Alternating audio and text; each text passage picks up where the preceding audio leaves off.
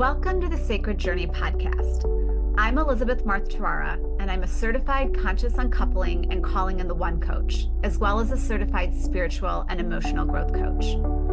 And my purpose in this podcast is to shift the perspective on midlife changes being something of a crisis to the truth that they are a beautiful opportunity to awaken and a necessary part of our life's journey. I specialize in walking with women who are experiencing disconnect from themselves and who are facing life-changing experiences. And as hard as these situations can be, there is still the truth that these painful times can be the catalyst that can change our lives for the better. Change is what ignites the desire deep within us to reconnect to our true selves and our true divine purpose. It moves us to step up and live the lives we are being called to live, reclaiming yourself and reclaiming your life. So if you are hearing the call to walk this journey, keep listening, because I promise this is going to be good. And remember, life is all about the journey, not the destination.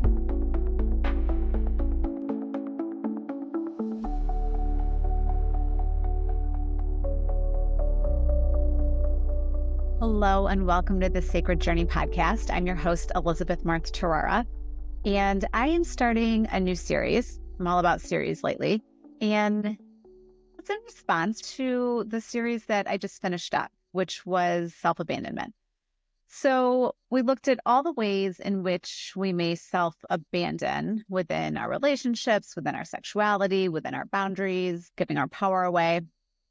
I'll listen to this series. I have some, in my opinion, some great topics on there. And once we become aware of where we are self-abandoning, areas of our life that we need to change, then the next step is taking action to create something different. And boundaries are a great way to step into this. The first book that I read on boundaries was Henry Cloud and another author called Boundaries. And it was great. Full transparency, boundaries have always been a bit of an issue for me, given some of my codependent tendencies and people pleasing and yada, yada, yada. I think everyone could improve their boundaries. Even people who are amazing at boundaries can, probably have some areas of their lives that they can work on. If not, God bless you. And just as it's coming to me, Terry Cole, I know I talked about her book Too Much, which was on codependency within my last series. Boundary Boss is a great book that she has. I also did an 8-week training with her called Boundary Boss Bootcamp. Amazing. I don't know that she offers that still, but it's great work. And she's so great on boundaries. And there's so many different great boundary books out there. However, I am very into metaphysical work from the middle of the 20th century, right? Florence Scovel Shinn, Neville Goddard, read different pieces from other authors as well. I've only really read Neville Goddard's work. I haven't listened to a lot of his lectures. Well, YouTube's so freaking fantastic for some of these things, and I have been obsessed on his lectures. If you aren't familiar with Neville Goddard, go listen to him. He has some short things on YouTube. He puts into perspective so many things in the spiritual and metaphysical world, meaning manifesting, energetics, different things like that. Today, I'm focusing on a lecture that he did, and it is around 9 boundaries, which is hilarious because seriously, the man talks about probably 25 boundaries within like the 40-minute lecture that is pieced and put together. So take it for what it is. It's YouTube. Nonetheless, it's brilliant pieces of his work. And I loved it. Like my heart, I listened to it, and it is primarily 9 boundaries for women in relationships. So as much as I love relationships and I love working with women in their relationships, whether you're completing a relationship, whether you want a relationship, whether you want something different in your relationship, the most important relationship I believe we ever have is first with the divine. So God, the universe, whatever your version of your higher power is, and then with ourselves. So many people do such brilliant work within the relationship spectrum, and I love it. And I am a woman that is always going to be like, your relationship with God and yourself trumps anything else, because until I believe we know ourselves. It doesn't have to be perfect. Don't get me wrong. This isn't like, oh, I have to wait until I'm at this certain level before I can have a relationship. That's not what I'm saying. We learn so much from our relationships too, right? We learn in our relationships.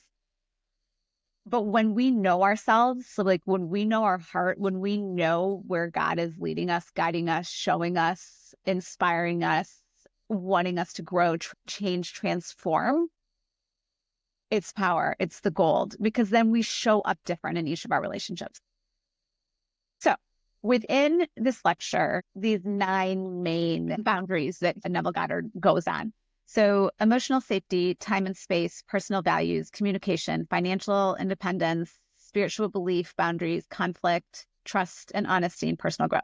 Within there, they each have like 10 amazing boundaries. And I'm going to go over a bunch of different boundaries throughout the series, because I think it's really important. And today I'm going to specifically work within personal values and communication. I'm going to read something that he writes. In each of these boundaries, a woman reclaims her sovereignty, recognizing that she is a being of immense value, deserving of love that uplifts rather than confines. Her boundaries are her strength, the foundation upon which she builds a relationship that is rooted in respect, love, and mutual honor. Through these boundaries, she finds liberation, a love that resonates with her deepest truths, a partnership that aligns with her highest self. Her boundaries are not barriers. They are bridges to a love that is real, a love that acknowledges and cherishes every part of her being, that lets her walk with a quiet confidence of knowing that she is enough, that her worth is non-negotiable, that her spirit is whole. Through her boundaries, she calls forth a love that aligns with her soul, a relationship that reflects the divinity within her. I'm like blown away by the depth of this man, first of all. And that, like, where she knows that her spirit is whole. This is the work that sets my heart on fire to do with women, to know that we are whole, to know that we are valued. And it begins with valuing ourselves. It begins with knowing our immense value. It begins with knowing our essence. It begins with knowing ourselves as divine beings that were created from God in the image of divine masculine energy, in the image of divine feminine energy, gods, goddesses, sexuality, sensuality, intelligence, creativity, inspiration. This is just my jam. I love this stuff. Okay. All of that said, let's talk about personal values. Personal values within a relationship. I think this gets skewed so much. In my blog, I kind of go over, we have like this general societal personal values, right? Like be kind, don't steal, like, kind of law abiding, do unto others as you would have done to you, ways to behave that are socially acceptable. Yes, those are values. And let's go deeper, right? Let's go deeper between even like wedding vows, because those would be values as well. Deeper, they're vows, right? Promises.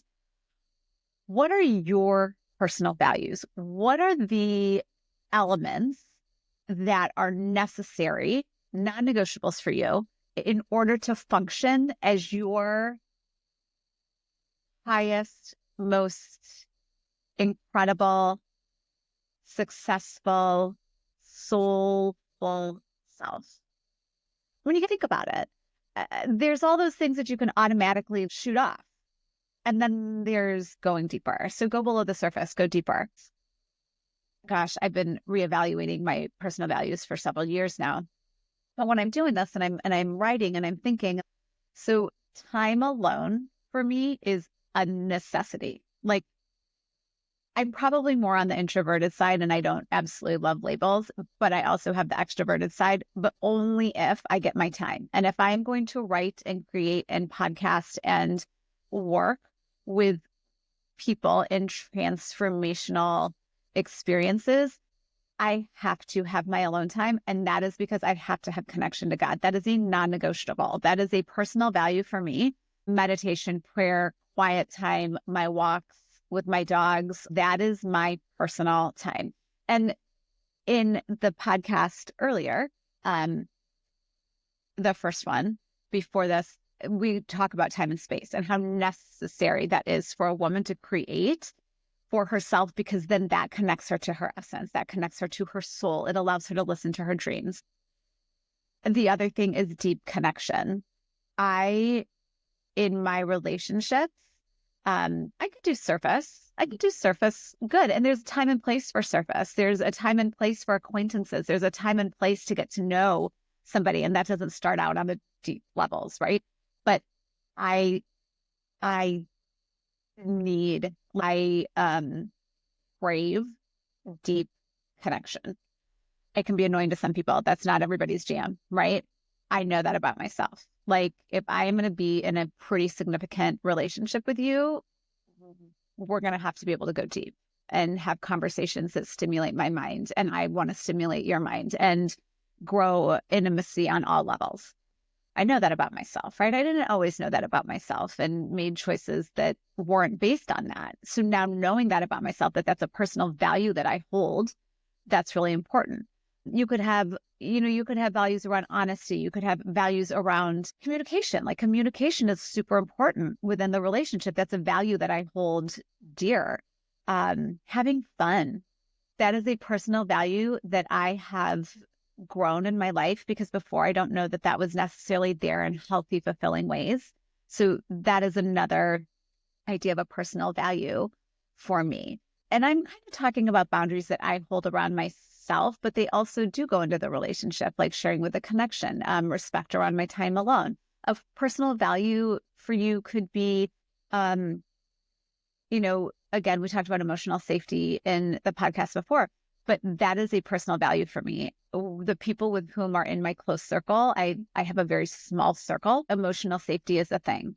I think having dysfunction and chaos and upheaval in so much of my life before I kind of had my awakening is paramount, that is not an element that I bring into my close relationships. I don't have any desire for it.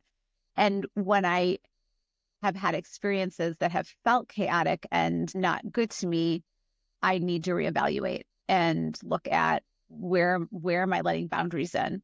And it's not even that your experiences, life is going to happen. You're going to have those experiences. But for me, it's that protecting my energy and really protecting my boundaries of being like, no, I'm not letting my mindset go there. Right. So another personal value for me would be energetics, that my mindset, embodying the energy, prayer, meditation, those are my values. Okay. So my question to you, going deeper, what are your personal values for yourself and then within your relationships? What are your non-negotiables, right? And setting boundaries around that. Like, no, this is really important to me and I'm going to protect this. Protect is a strong word. Set up, create guidelines around this, both for me and within my relationships. Okay. Communication. Communication is so important. Beginning with yourself. Like, how do you communicate with yourself? What is your relationship with yourself? How do you talk to yourself? What is your self-talk like? Do you listen to yourself? Do you listen to what your feelings are trying to tell you? Because we have feelings for a reason. They are trying to show us something. They basically are trying to show us what we need, even if it's that we need to shift our energy around what we're feeling, right? But we need to feel it. It's coming up for a reason. So do you listen to yourself? Do you take action? Like, if you need something, do you give yourself what you need? This is all going back to our codependency things too, right? Like, looking outside of ourselves for other people to meet those, while communicating when we get to have a relationship with ourselves and we're communicating with ourselves and understanding what it is that we need. We don't need to look outside of ourselves to get that. Sometimes we do, and that's important, but it starts with ourselves. So first of all, look at your communication with yourselves. Where can you set up some boundaries that you're giving to yourself, that you are listening to yourself, that you are aware of yourself, loving yourself? Women can be so hard on themselves. They can be so self-hatred in their self-talk. I think that's a whole other podcast, so I'm going to save it. But how do you talk to yourself? Okay, in your relationships, what kind of boundaries do you have set up around communication? Pia Melody talks about boundaries as we have our personal boundaries, and then there's external boundaries. So an internal boundary is if I'm having a conversation with you, I use the word I rather than you did this to me, you made me mad, you made me feel this way. That's me shoving everything off into shame and blame, right? So having a personal boundary in communication of I use I, clear communication, right? We're talking about facts. When we bring so many different emotions and so many different topics into the conversation, it's a shit show. So having the internal boundary of I'm going to be talking about this one situation that is bothering me. I'm going to really just state the facts. I'll own my experience around it. I'll take responsibility and I'll share what I need. And then understanding that the other person may not be able to give that back to me. So then in your communicating with other people, having boundaries around what that looks like. You know, are you a yeller? Is the other person a yeller? Are you okay with yelling? There's certain people that are good with yelling and that's how they work. Or is that not something that feels good to you? Getting clear around how you communicate in your communication style, and it may not be what you want, right? So be aware of that. Become aware of what may need to change within your communication style so that you can create more of the communication that you want.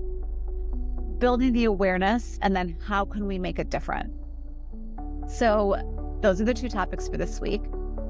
Get curious, go deeper, see what are your personal values for yourself and your relationships. What is your communication style with yourself and your relationships? How can you set up boundaries that are going to help you create more of an experience that you want? As always, it's wonderful being with you. I will be back next week with more on this series on 9 boundaries from Neville Goddard for women. All right, take care. Thanks so much for joining me to explore this midlife journey together. Join me next week as we continue to seek within ourselves to find what we are really looking for, so we can awaken to all the bountiful possibilities that life provides, and then align with the beautiful energy of love within each of us. You can also connect with me on Facebook, Instagram, and YouTube. All of the info is in the show notes.